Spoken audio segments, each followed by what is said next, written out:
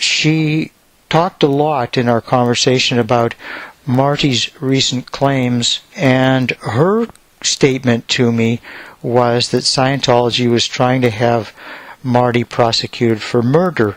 She also mentioned in the phone call somewhere that they had tried to have Hannah Whitfield prosecuted for murder.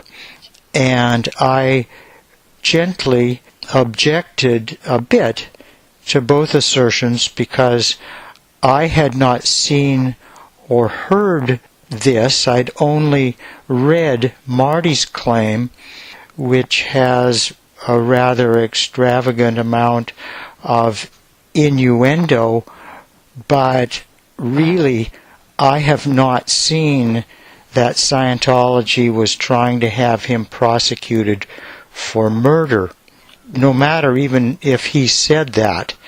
But I don't think he even went so far as to say that. Therefore, Scientology actually doing it, actually trying, as Nancy was saying to me, I had not seen, and it seemed to me highly, highly unlikely. But I didn't push the subject with Nancy. I just carried on.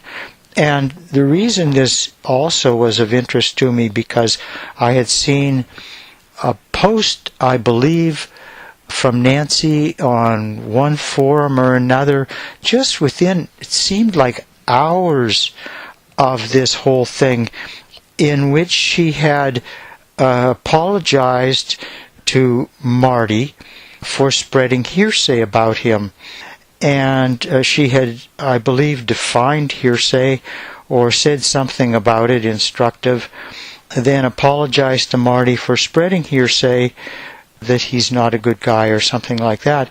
And I thought that this was so odd. She brought it up a couple of times in our conversation, and it was double hearsay and just completely, I have not seen such a thing. So it caught my attention, but it really wasn't related to the substance of my call and why she had asked me to call. She had an obviously prepared list that she read off.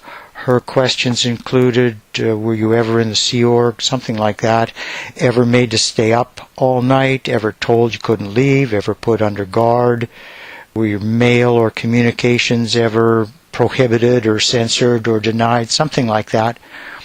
And I'm sure I told her, but I would have in any case, that I was locked up on Hubbard's order, and I was assigned twice to the RPF on Hubbard's order, and so I was the subject of all of those things. She asked me about my residence, which is Canada. I'm a Canadian citizen as well, and I told her that I left the U.S. because of threats from Scientology, and I actually have a claim against the cult to indemnify me for the loss of my legal residence. U.S. residency, lawful legal residency, has value.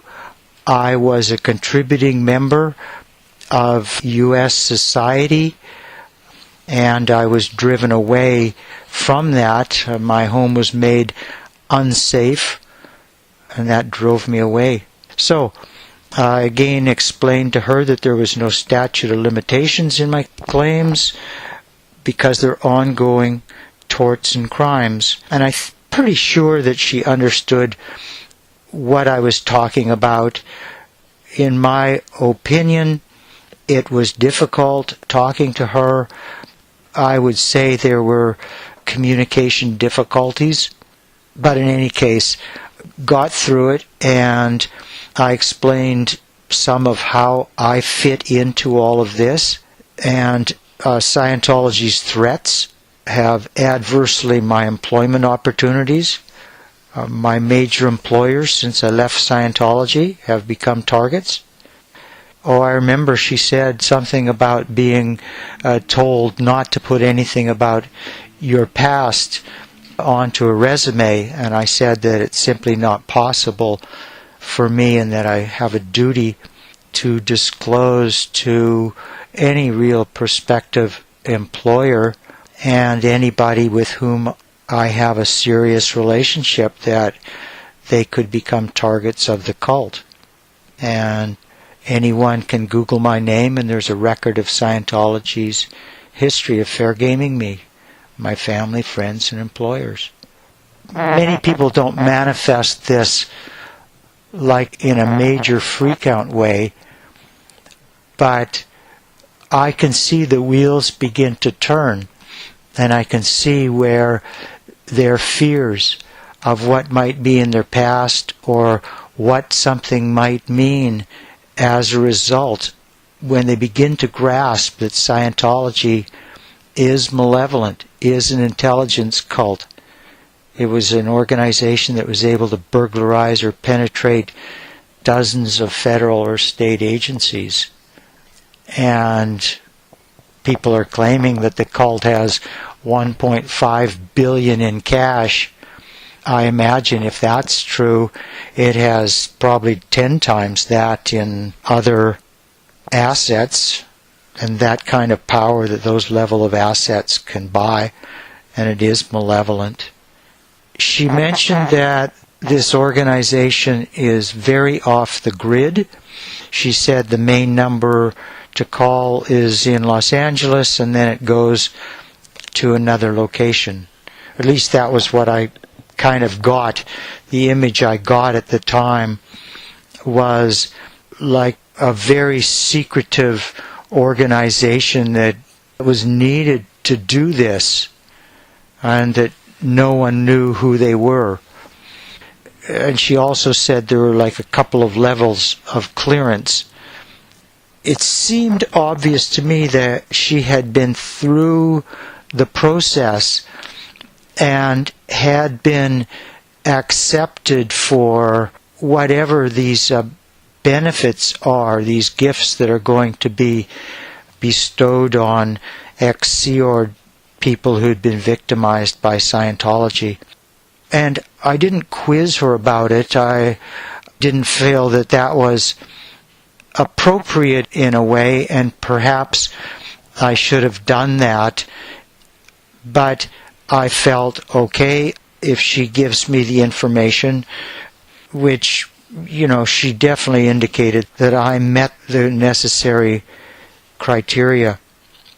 But I didn't ask her in any case if she had been through the system, but she sort of implied that she had, and that she knew that it worked, and she was the recipient or about to be the recipient of help that she needed as she had listed on her original letter.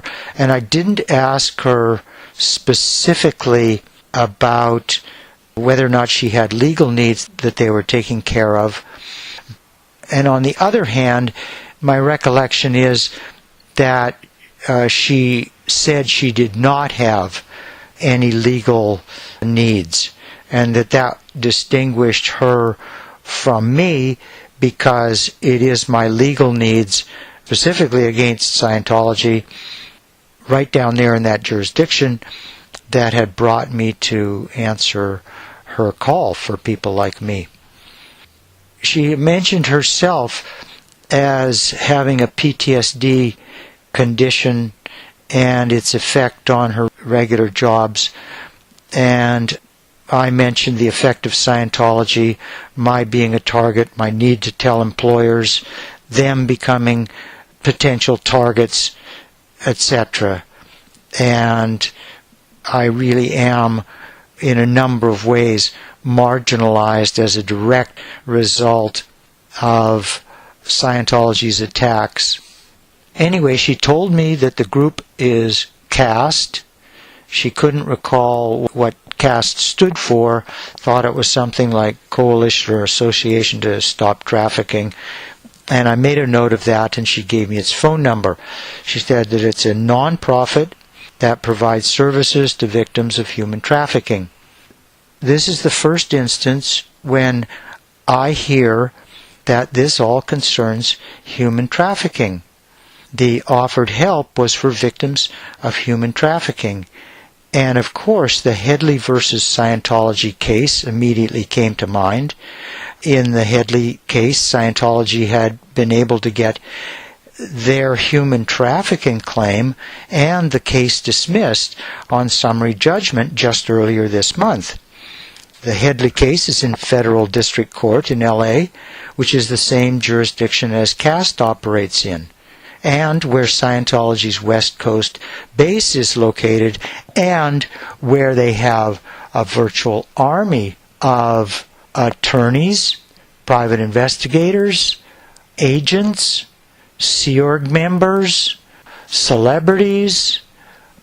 Wow, they're connected into the LAPD. People joke about Baca, right? Being Scientology stooge or something like that. They're highly connected in all kinds of important parts of the society in Los Angeles. That was of great interest to me, but I determined that this was definitely worth looking into. I told her that Scientology has published a bunch of PR positioning itself as a human rights organization. And we discussed this. I said that this is like Scientology portraying itself as a human rights organization, and which it does through its front groups, like Youth for Human Rights International, when the cult is actually a wide conspiracy to violate human rights. And the cult positions itself as a religion when it is rabidly anti-religious. It's a religion, of course, but it's a religion of anti-religiousness, or a religion of irreligion. Because of Scientology's excellent work and U.S. federal government acquiescence, irreligion is just as religious as religion. She said a couple of times that I had a 50-50 chance of approval, and I did the math, and I know that those are better than casino odds, and that there was no charge to me. I said I'd send her something to show that Scientology was portraying itself as an anti-human trafficking advocacy or activism organization. I thanked her, and we ended our conversation.